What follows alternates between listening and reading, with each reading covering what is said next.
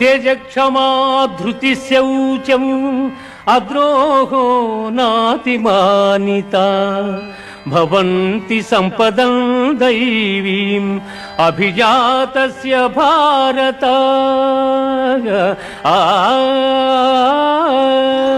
దంభో దర్పోభిమానశ్చ క్రోధః పారుష్యమేవ చ అజ్ఞానం చాభిజాతస్య పార్థ సంపదమాసురీం. పార్థ, సాహసము, ఓర్పు, ధైర్యము, శుద్ధి, ఇతరుల వంచింపకుండుట, కావరము లేకయుండుట మొదలగు గుణములు దైవాంశ సంభూతులకుండును.